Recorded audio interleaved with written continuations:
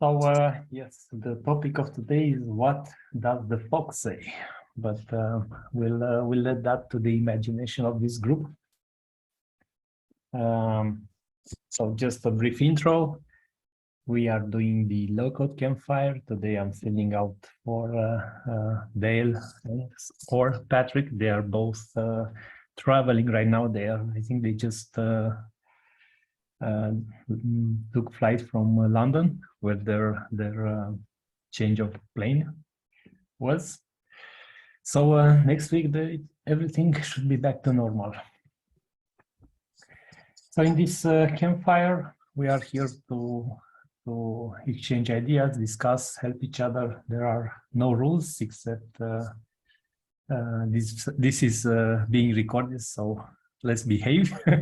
There is an afterglow segment when we can do whatever we want. All the recordings are on our YouTube channel, so very good conversations going on. Make sure to subscribe if you haven't already. So Dale mentioned that there is nothing on the list for today, so the floor would be pretty much open to jump into any conversation. Let's first uncover the facts, and it actually were 3 foxes that visit us at the campfire. Let's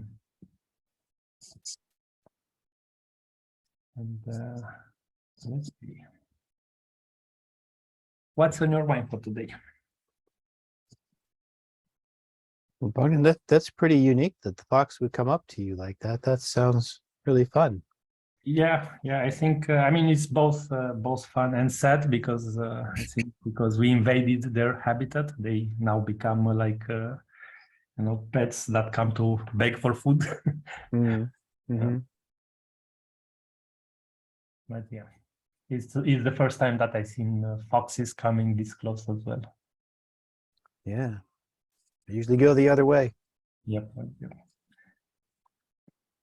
They are quite friendly as long as we give them food. Mm-hmm.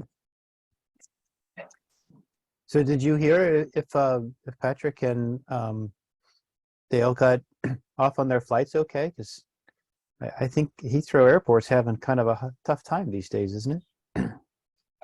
Yes, I think so. But I think when Patrick came, his luggage got lost, so it arrived 3 days later.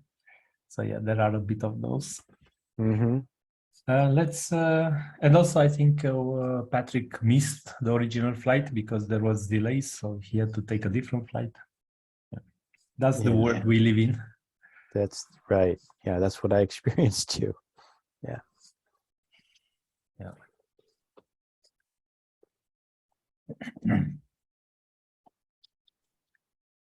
I have a question for the group, if it's okay. Has anyone done any work with JS Report? Is anybody familiar with it? Not me, Matt. Me neither. What does it do, Matt? Well, in the hands of an experienced person, jsreport.net. There you go. Essentially, it's as the name implies, a reporting server, and it will produce a variety of, take a look at that one, that stock report. And essentially, it will produce a variety of reports in a variety of formats, PDF, Excel, Word, which is interesting. If you click the run button in the, oh no, you're running it now, okay. So I'm looking at doing some relatively involved reports that would, basically I need to be able to send it a JSON string and then have it produce a multi-page report similar to this, although not as complex, but with embedded graphs on each page, header, footer, that whole table of contents, cover page, you know, kind of throwing the kitchen sink at it.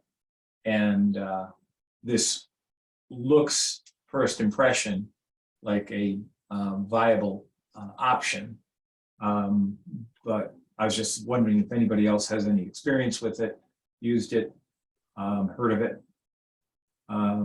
So I guess not. No, but looks very powerful. How did you run across it? Just searching. I actually was looking for the PDF, you know, the PDF engine that's used with the PDF action. I was looking at that, and then that ultimately led me to this. And yeah, it seems very powerful. It also, from my perspective, seems really easy to use. I mean, they've got, for instance, this particular template that you're looking at, that's a pre-built template that you can essentially use as a starting point for your own. And it uses, it can now put to PDF, XML, plain text, XLS. You know, you just send it data, tell it what the process is going to be. And it uses handlebars, which I'm only nominally familiar with, as one of the ways to integrate. So anyway, Yeah. I don't want to advertise for them, but I did want to know if anybody's tripped across it yet. And yeah, sounds good. And why did you ask? Do you have any challenges with it, or? Yeah, basically, I have a I am required to develop a multi-page PDF report with, as I mentioned, headers, footers, cover pages, optional pages, images, embedded charts on every page, and I'm looking around for, you know, the easiest and most effective way to do that. So that's what got me here. Got it. I think it will be really cool to show it off after you have it working. And it's assuming I get it working, Bogdan. Yeah. No, I will. It looks like, from my perspective, it could well be, because of the flexibility, an easy way, and I'm, you know, not trying to talk you into anything, but an easy way for you to plant an app, to leverage it, so that you can essentially, you know, have all, just like your other connectors and plugins. Maybe this is something to consider. And they're right around the corner. They're in Prague. Oh, nice.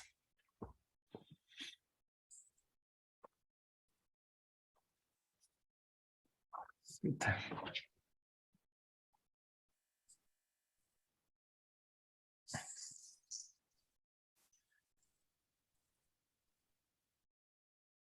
Mark, did you want to ask about cookies? Bogdan probably would know. Yeah, Matthew and I were just talking right before the meeting, because I had a cookie question, and so yeah, I think the issue, I was wondering if sending something to a cookie and then retrieving it in a pop-up listing was fast enough so that the listing would always see the cookie. And I wondered if the timing might be off sometimes. And I welcome anybody's comments on it, but or as a comment on an alternate way to send a parameter to a pop-up listing. But you know, Matthew, after we talked, I think that I was finding that instead of the cookie being the issue, it was a sorting issue that was at play. So I think this, unless someone else has something to say, it appears to me that setting a cookie and then retrieving it from a pop-up listing seems to be fast enough. Yeah. It's usually cookies are transferred from the server, so by the time JavaScript would run, it's already loaded. But if you do it via cookies, I suspect you'll have problems if you have multiple tabs, for example, because cookies will be per domain. So then if you open a pop-up in one window and then you go to a different window, open a pop-up, the cookie will change everywhere, right? Right. Is there anything unique that we can access as to which tab they're on? No, but you could potentially generate some kind of unique cookie. Or Sure, each time. Yeah, Yeah. or you could try to do something with the query string. Well, okay. So if I pop up a listing, in the action, there doesn't seem to be a place to put a query string parameter. You can for a pop-up form. Mm-hmm. What about it? What are we doing, you guys, for popping up listings? You have to use the Java code to update the actual URL of the parent form. Of the parent form. Okay, Yeah, and then so it if you sees it. update, if you update it there and it changes the URL with that, and then call the pop-up for the grid, it'll Mhm. see what's ever in the URL. Okay. It's not like the action form where in the call you can pass parameters that are hidden Right. and they don't show up in the URL. The grids will always show up in the URL. That's right now the only way to pass it to the grid. Okay. Or if I use a cookie and manage the uniqueness of the cookie. In general, I'd like to keep things out of the URL if possible. I'm not getting real persnickety about it, but if I could do that with a cookie, I would like to. So on that topic, Bogdan, you mentioned to Mark that the cookies are, I think you used the term per domain. Yep. Right? So in the context of popping up a grid, would that then be considered a separate domain from a cookie standpoint? No. You are on the same site, so it's Yeah. the same domain. Yeah, I wasn't sure if there was an alternative meaning to domain. Yeah. Okay. You know, there's another option, Mark. Oh, sorry, Matthew, I didn't mean to cut you off. No, go ahead. I'm done. I was just thinking there might be another option, Mark, but it would require a little bit of design. But that would be if, like, for argument's sake, you wanted to pass parameters in a more hidden fashion, but are still kind of using the URL.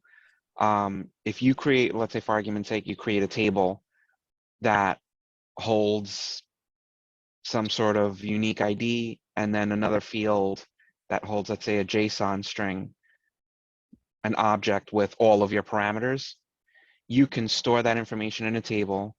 And then when you pass it in the query string, you can pass the ID of that record, whatever that unique ID is. And then you can have a my token that will look up that ID and pull out those parameters that you want from that JSON. So you could put as many parameters and as much information as you want within the table, and it would just be one little ID that you're passing into a query string parameter. You won't see all of the other data because it's all hidden on the back end, but it won't limit you as to how much you can store. Have you done that before, Ben? I've done something similar. For me, what I've done is I have a kind of like a mini app that I use. I call it return URL. In a lot of cases where I'm opening up a form and I have like a cancel button or go back button, typically what most people do is they say return URL and then they put the whole URL of where they're going back to. I don't want to do that. So what I do is I generate a GUID, and then the next field is the actual URL that GUID points to. So when I go to a new form, my return URL is a GUID. And then when I hit my back or go back, it looks up that GUID, pulls out the actual URL it's supposed to go to, and then goes back to it. So it's kind of a similar idea, but I haven't done this one specifically, but it's basically along the same exact lines. And it would, for all intents and purposes, what I've written, I could tweak it to do exactly that. Sure, yeah, I think it's a good idea. I wonder, as I often do, about timing on something like that. So if we were to set a record with the query string parameters and then retrieve the record and split them out and use them in the data source of the pop-up grid, like, can it process all that fast enough so that when the pop-up grid appears, it actually has used it? Or is it, yeah, how does It how should, is it that should, timing controlled? it should, because if you're looking at an action stack, you're going to be inserting information into your table before you do the call for the pop-up. Mhm. So that data is going to exist. Are there, what about issues with like slow internet connections? I don't know, other reasons why it would slow down. How is the timing controlled? Is the timing controlled by, if it happens fast enough, it's there? Or is there something that says, don't do this until this other thing is finished in an action stack?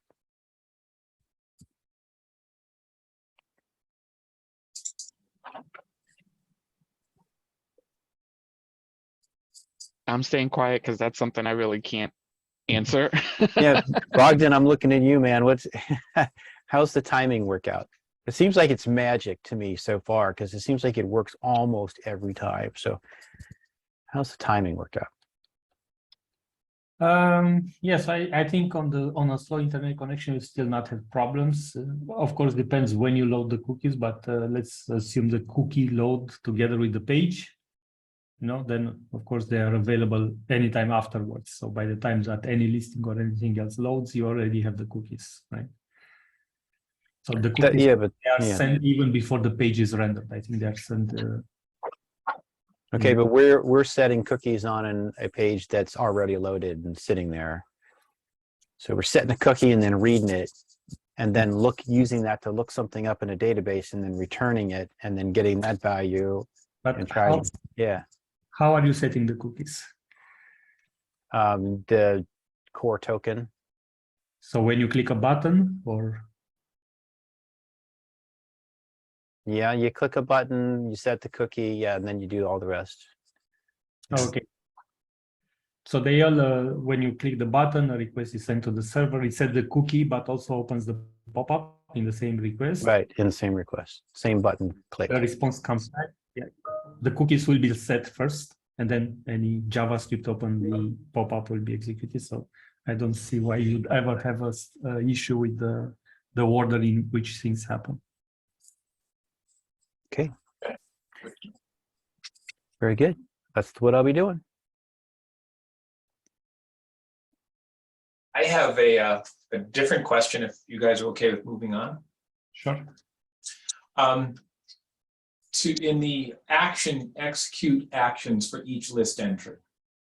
So I've got, let's say, I create a list from SQL, and then I want to add a filter to that list. I thought this is the way it behaved, but I think I'm misunderstanding it. What I'd like to be able to do is, let's say you want to go out and you grab a bunch of users, then you put in a particular filter on a field and a value pair on that.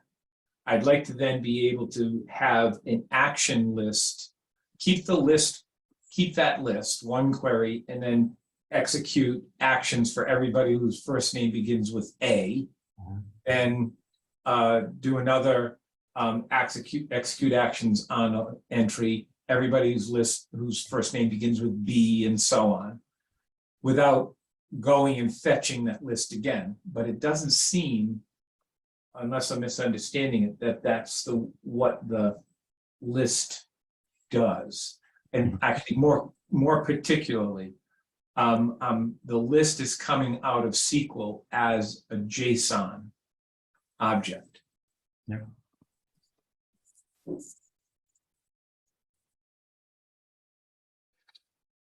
So you don't mean this filter, right? Or do you mean this filter option? Yeah, that's what I was looking at. So again, if I'm going to grab a big JSON, right? Then I want to go and look for and filter for one particular value, execute some actions, keep the list alive, do another action set based on a different parameter. Based Right. on a different filter. Yes, excuse me. Yeah. So you are saying this changes the initial list, or? Well, I'm just trying to understand how it really behaves in that context is more generally the question. I don't think it will change the initial list. I think if you have a list, let's say you create list from SQL, and you have maybe select all from users.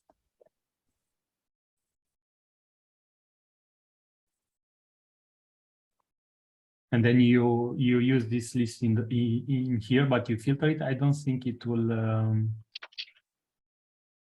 I don't think it will change the original list. I think it just filters it for this context. No, I guess where I'm going, Bogdan, is what I was seeing was that it didn't actually filter the list when I went to. Got it. I'm sorry? I understand now what you mean. Okay, so Yes, now execute actions on everybody whose last name is whatever, Smith. Then do another execute actions for a different filter on the same list. Yeah. Does my question make sense? Like do another action separate, like you'd have another one. So you got one list and then 2, 3, 4, 5 action stacks on the same list. And you can filter it anytime. I'm sorry? In none of the cases it would filter it, right? Not that I've seen. That's why I'm wondering, am I doing something wrong? I guess you could filter the action while you executing the list. You can condition it the action, not the list. Right. So to run an action, if the item of the list begin with A. Yeah. So I guess that this will work if I make understand. Yes, I think in that context it would. Mhm. So kind of yes. So, but I'm also just struggling. Okay, what does that filter really do? What does it mean? Yeah. Yeah, I think that's what's supposed to do. I guess that the filter will filter the list, so you cannot go back and retake the item that was thrown away, but by this filter. Okay, so that becomes the question. I think if the filter is truly a filter, then it's excluding but not altering the original data. Yeah. So I guess it's a question of what does this thing really do and how do you make it work? I'm trying to find out now. I'll just dump it in a token.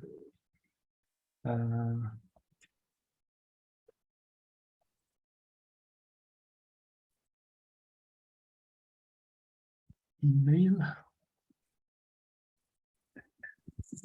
And then maybe let's just show it on the screen. I haven't done this in a while, you could tell.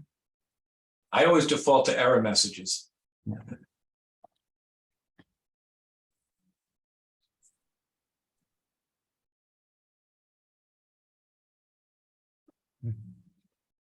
Yeah, it's empty.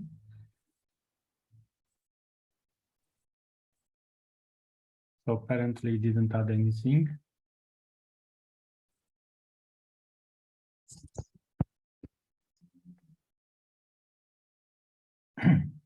Let's get this filter out. So now it did add it, you see, so it works because when I put host, it didn't bring anything. Let's try to put Bogdan as well.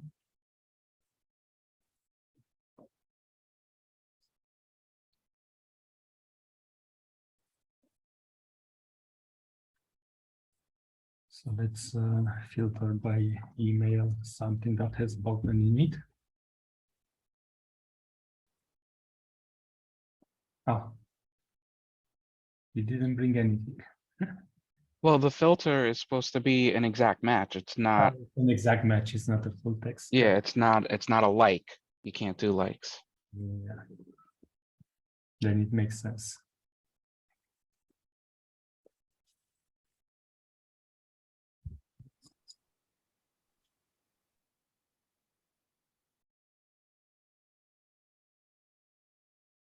Yeah. So if, I don't know how many users are in this table, but if you go back and go execute different actions on a different filter for the same list, what's that behavior look like? Let me create another user. Okay.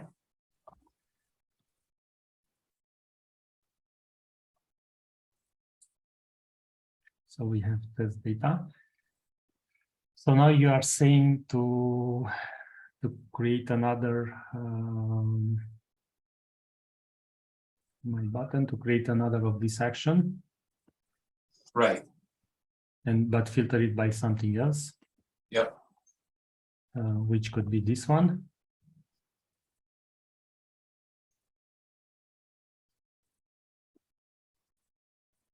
Yeah. Let's put it like this.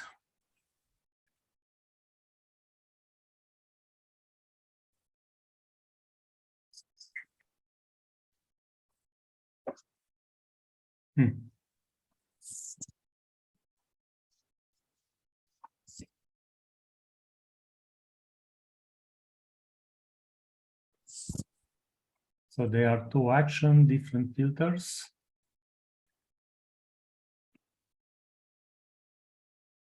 Interesting. Did I do something wrong here? I didn't see the, I'm assuming that email value is correct. Yeah. I think it is. Yeah, okay. It almost looks like the filter defined in the second action is being ignored. Only the first filter is being accepted. So it looks like the second loop is using the filter from the first. Using Right. the results of the filter from the first.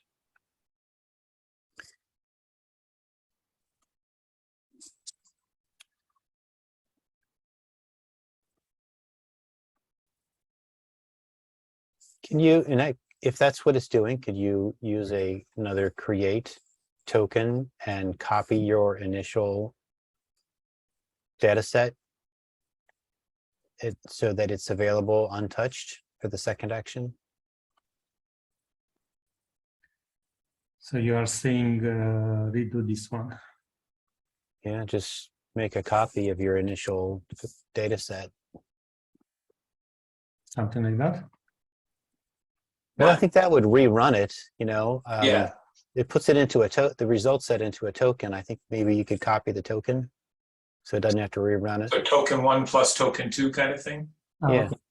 Yeah. I mean, it seems it's close to being the same either way. It's just whether you run another round trip or not. Yeah, so the intent of what I'm trying to accomplish is I've got a very large JSON that gets returned from a query Very that large. all needs, chunks of it need separate actions associated with it. And I can easily filter out what I don't need for that particular action set. But the behavior that I was experiencing didn't seem like I was able to accomplish what I was set out to do. I'd have to go back to the server and run it again, and then filter it again, or put the filter on the query. So I'm just looking for kind of techniques here. Yes. Yeah. So apparently this does have a problem, from what I can tell. The filter. So then I think I will mark this for somebody to look at. But I think the what Florin was suggesting, doing the ifs inside the action. Yeah. I think that would work. Just check here if the user, and here you have more flexibility as well, Right. because you can do, I don't know, index of, I think was. Or you can make a workflow and put it in this for each action. So for every item, it will run through the workflow and set the value that you want. Yeah. Yeah, okay. Thank you. Appreciate it. You're welcome. If there's no one else, I have 2 questions. Hopefully, someone has some experience. One thing is in scheduler for jobs. When I look into the history, the data portion is always a kind of like a null field. It's just open and close curly brackets for the job history. Is there any way for us to put information in there so we can go into the history and see specific information about what was run, like kind of like debug information? So you mean this one, no data? Yeah, I mean, well, for me, it looks different because I'm not running on 122. I'm on 118 right now. But yes, the data section is always just blank. Okay, and if we create some tokens, I wonder.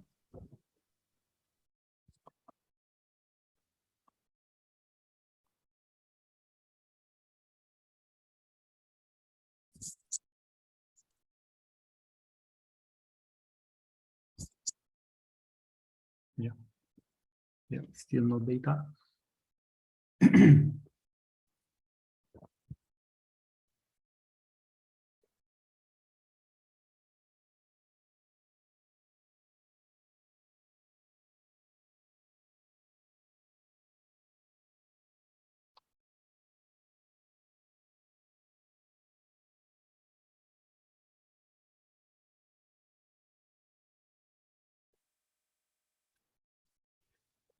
Does anybody has an idea?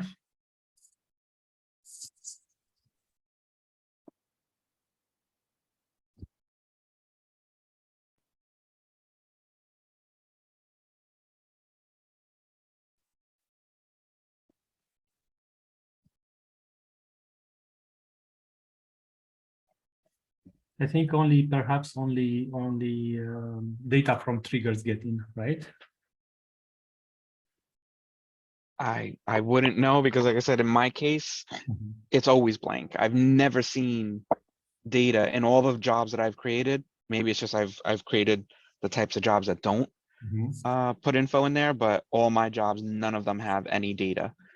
And, you know, I've tried different methods and I can't seem to get anything in there. And it would be nice to not, let's say for argument's sake, have to log it into the admin log or whatever, because that information eventually gets deleted.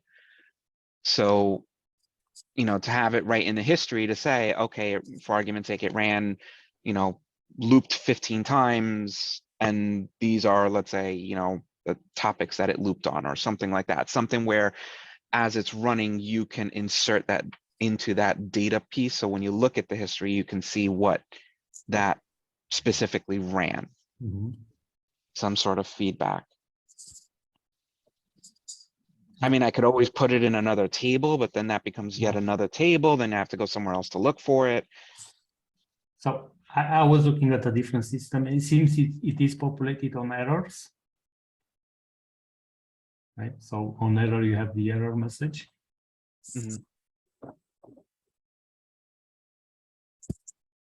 But yeah, I think you are right. We could have something to be able to inject things in there. Yeah, or even if it's, you know, I mean, it would be nice to have something to inject directly into there. Or, you know, have another section where it's more, you know, like custom message type of thing. Although that won't help me in version 118 if you add it to an upper version number. Can you do it with SQL?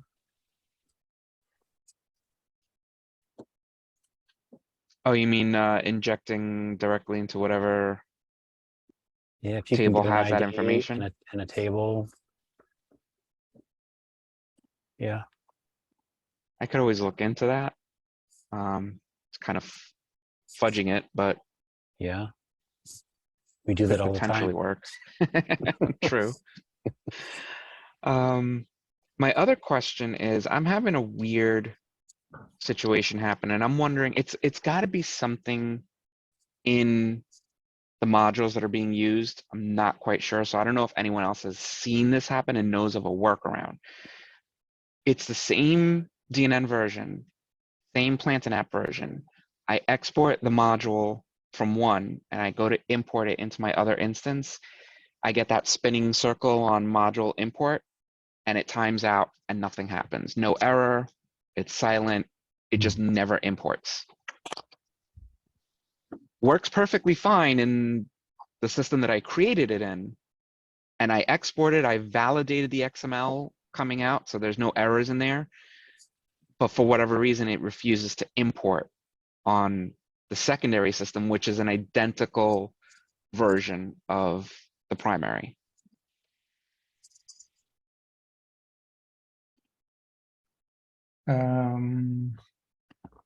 But if you import in the same system, it works. It's just when you import it to the other system. I haven't tried importing it to the same system. That's actually something that's a good thing to try. But definitely importing it from one to the other. You know, that nothing errors out. There's nothing in the admin log, nothing like that. It gives me that spinning circle for quite a while and then it just disappears. And sorry, maybe I missed it. What are you trying to import? Both an action form and a grid. And they both do this. And they both just spin and don't do it.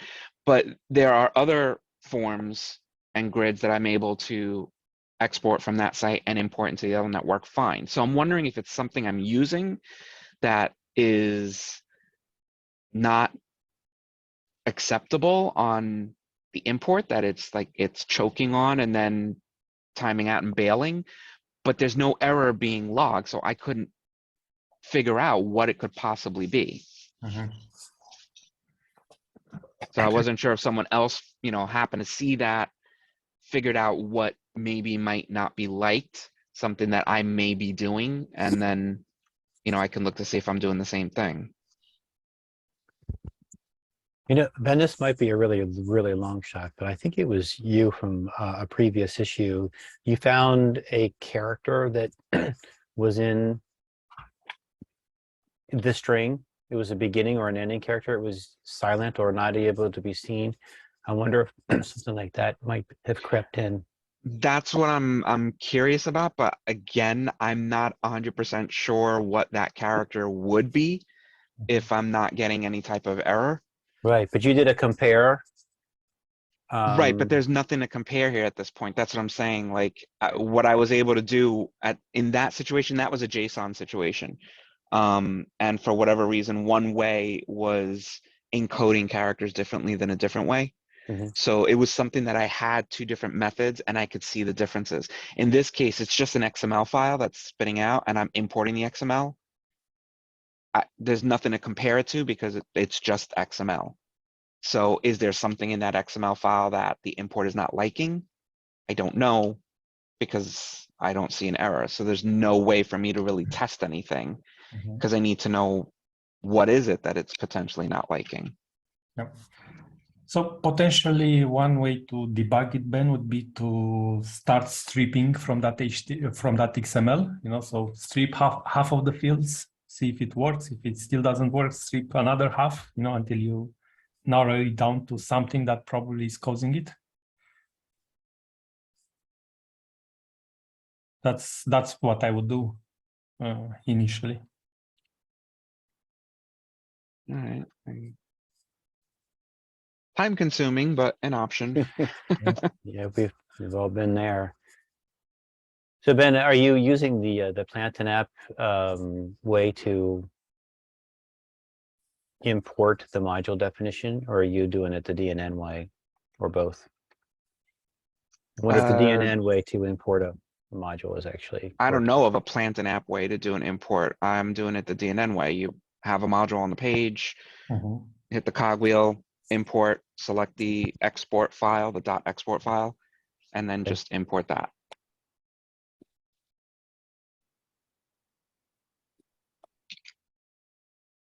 Yeah. So I think what is the Plantanet way to do it? I thought that there was one. I thought there was an export module and then a corresponding import module. There are actions that I'm aware of, but that's programmatic. I don't know of a UI way of doing that. I mean, Yeah, I was thinking. I of the wouldn't action. think that would really be necessary, because if DNN has it built in, why would Plantanet have to basically reinvent the wheel? There is the ability to export and then import, say, an action form in Plantanet. The downside has been that it'll essentially rebuild the form fields for you, Ben, but it doesn't rebuild you know, your init, your pre-init, and so on. You've got to go manually copy and paste them one at a time. But if you're getting nowhere now, maybe that's worth a try. And just so you know, Bogdan, I did test within the same system. It imports fine. Okay. Have you tried looking at the XML? Just looking at it, see if anything I've pops out? tried. There's a lot of stuff in there because it's a complicated form and stuff. So, like I said, I ran it through an XML validator just to see if there was anything in there that maybe would choke an XML reader. And it's always come back as perfectly fine. So I'm not 100% sure what could be wrong there.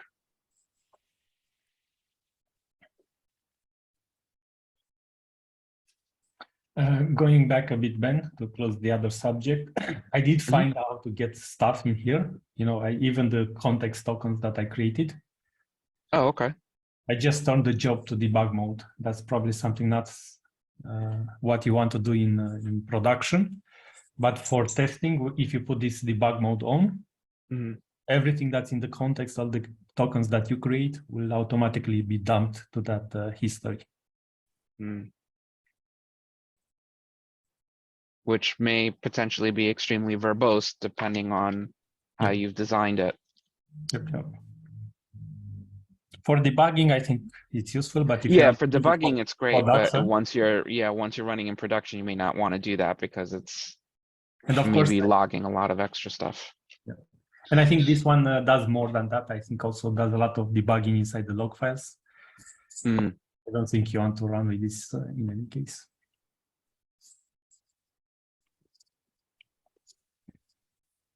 Yeah.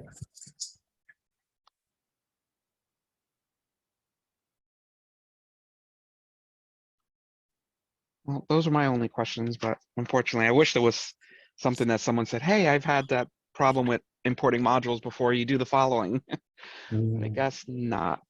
So I'm still kind of up a creek without a paddle right now.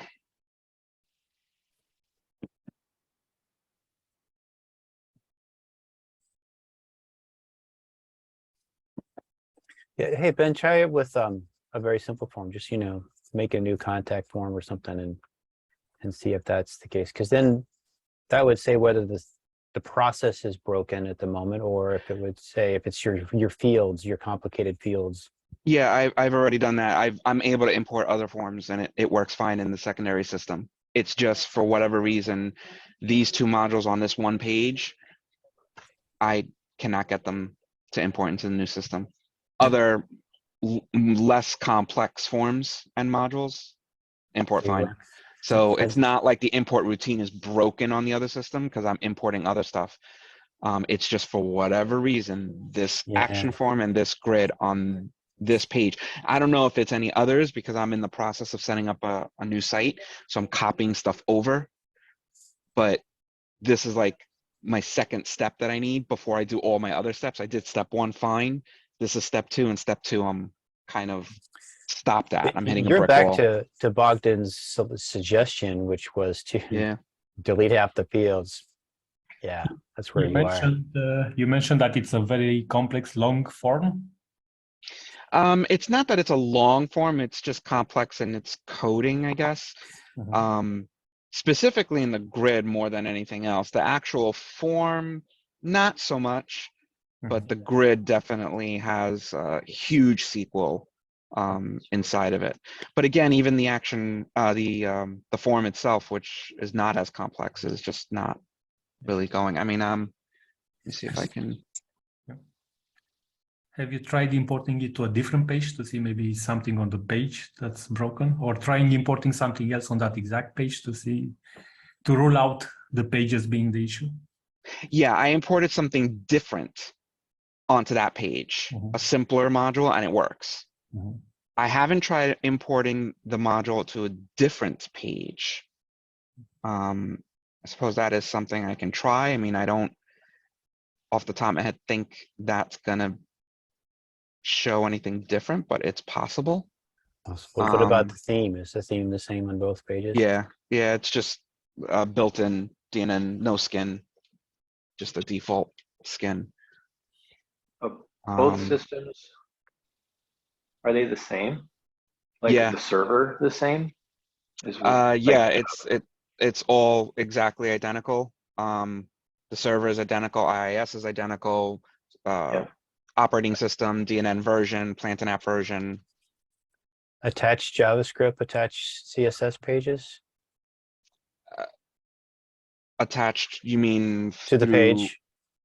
Well, yeah, it's basically, it's a clone of the site. Oh, the whole site's been cloned. Yeah, well, I mean, That's interesting. basically I was upgrading, I forget what it was, like I think from 9.9.1 to 9.10.2 or something like that. So I cloned the site onto my test site, did the upgrade and everything, made a couple of tweaks and fixes. Once I kind of jotted down my notes of everything I needed to do, I did it to my live site. And now I'm trying to do all the manual changes that I have to do that I found on the test site onto my live site. And instead of doing it manually, I'd rather just copy, export the form and re-import the form. And that's where I'm getting squashed at. I can't apparently import the form. And for whatever reason, I can import other forms and whatnot. I don't know exactly what's wrong. I mean, I can share this form really quick. I mean, it's small, it's not big. I don't know if there's something here that screams out to anybody else that I'm just too close to it and I'm not seeing. So did you just say you upgraded and you tweaked and now you're exporting the form design and you're trying to, are you Correct. crossing version numbers, I guess is what I want to know. No. That's what I said. Everything's the same. Everything is identical. I've already upgraded the original site to the latest DNN and up to 118, which is as far as I can go at the moment. So both sites are running the same versions. We're trying, we're trying. Yeah, no, I hear you, and I appreciate it. I've been banging my head on this for now like 2 days trying to figure this out.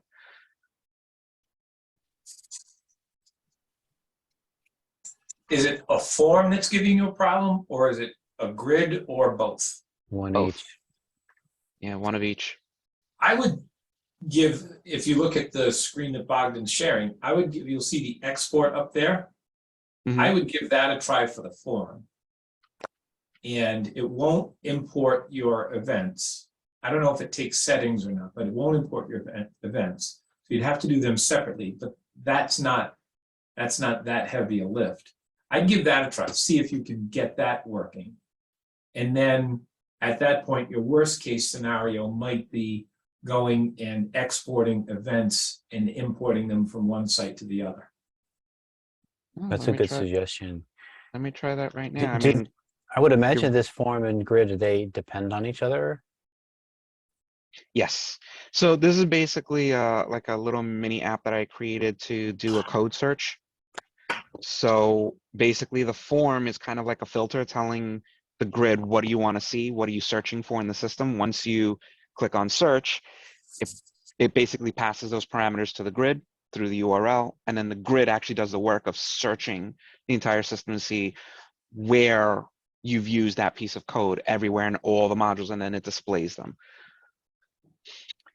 Well, you've got me wondering, and I haven't had trouble with this in the past, but I wonder if those two modules are depending on each other. if one needs to be there so the second one can be imported successfully. They're not dependent in that respect. They're dependent just basically in the fact that the form feeds the grid. So the grid won't show until you hit the form search button. You know, won't show any data. When you hit that search button, it just puts it in the URL, and then that triggers the grid to refresh itself because the grid is watching the about URL. Something really silly, like if you've always been doing the form first and then the grid second, I wonder if you turn it around and do the grid first and the form second. Tried that. Yeah. Yeah. Because that's how I knew that both of them were failing, because I said, well, if the form's not coming in, maybe it's something wrong. I said, let me just do the grid and then figure out what's wrong with my form. And when I tried the grid wouldn't come in either. Matt, thank you for your suggestion. The import, the export import directly in the form brings in all the fields, like you said. I just now have to manually copy over all of the events and any of the settings. So at least the main heavy lift of the design, it's not something that I have to redesign. And then I can just export and import all of the events one at a time. Yeah, or possibly you could figure out which event is causing the problem and maybe reconfigure it. You know, you might be able to clear up the issue so that your export import works again. In order to do that, I'd have to do like what Bogdan said, which is, you know, start deleting stuff until finally the import works. And but then now you're down that'll to just identify. events, though. You don't have to delete all the fields now. Just go for do that to the But events. that doesn't mean that it's not a field that's a problem, because I'm using a completely different import method. It still could be a field that's causing a problem on the DNN import side. Yeah. I'm using now the Plantain app import, which uses its own code to import the fields. It uses a JSON rather than XML. So if I really wanted to narrow it down, I'd have to do like what Bogdan said, is little by little, delete fields, delete events, whatever, until finally the import goes through. Once it goes through, then at least it'll help me narrow down what's causing the issue. Yep. And I doubt it's the events, only because it's a pre-init and there's only 3 items. It's a create, update, and 2 SQL statements. Unless there's something in the SQL code. But no, this one is simple. You got to look at it. And this one, yeah, I don't know. I'll have to keep tweaking, but at least now, thank you, Matt. At least you got me past that hurdle that I've been banging my head for 2 days, that I didn't want to have to rewrite this whole thing from scratch. So at least all I have to do now is copy over the pre-init and the settings, and hopefully, yeah, that'll help me with the form. That won't help me, I think, with the grid. I don't know. Does the grid have the same thing? I don't think so. Am I lucky enough that grid has an import export? As soon as I get into edit mode, I can see.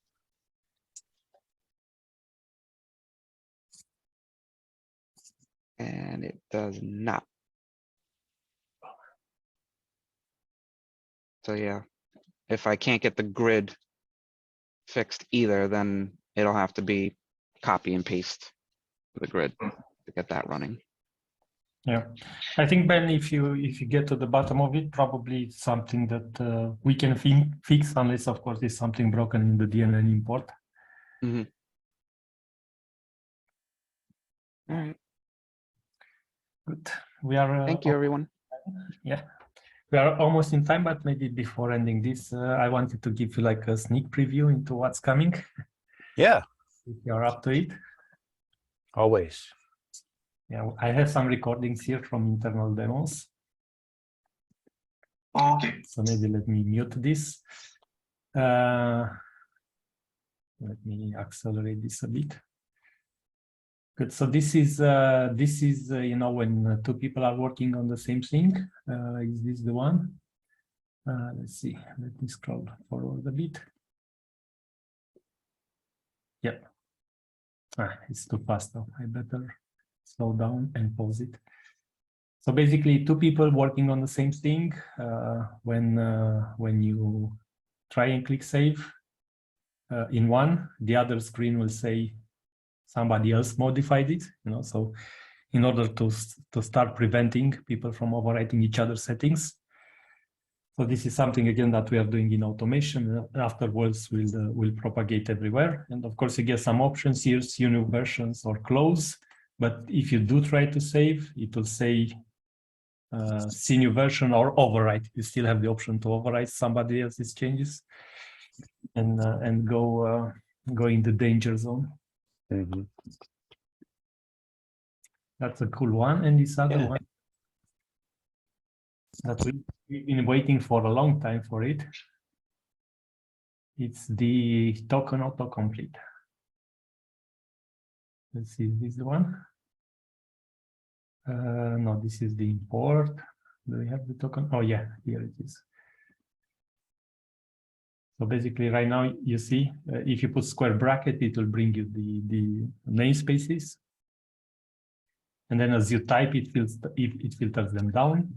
And then you put the column, and now you get the properties of that token. You added IntelliSense. That's Awesome. really nice. I like that. Yeah. And also, I think it also works for parameters. So that's nice, and also works for subtokens. Yeah, that's really good. cool. Yeah. That is cool.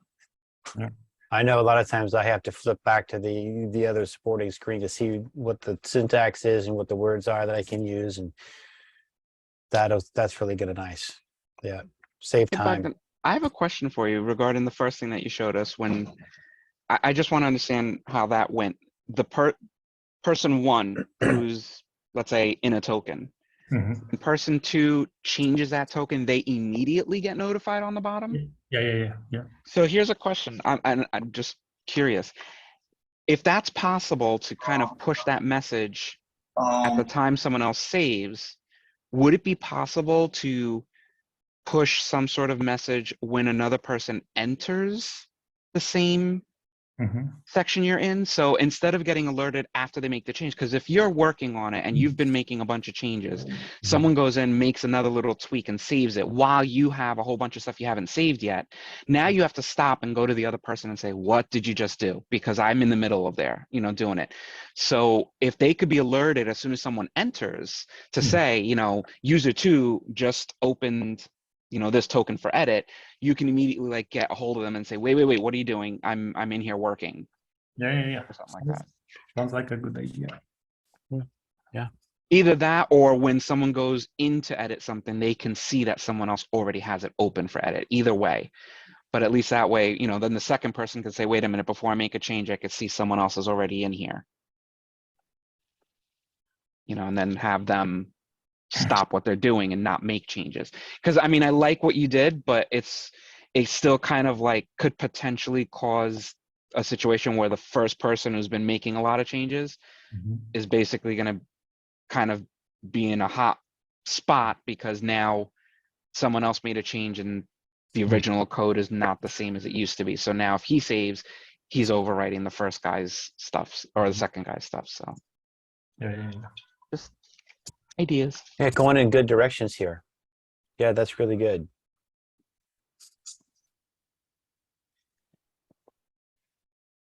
Good.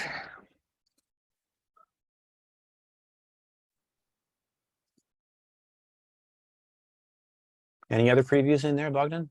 Oh, yeah, but I don't want to spoil it out for you. I don't think I would feel spoiled. Come on, spoil away. That's right. Please. Who doesn't like to be spoiled? Good. So we are just in time. Thank you all for being here. We'll stick around a bit for Afterglow. Where is the nice slide? Next week, it will be back to normal with Dale and Patrick. Until then, we'll also have an interesting Low-Code Cafe next week. So we'll see you there. Okay. Thank you all. Thank you, Bogdan. Thank you. Bye, everybody.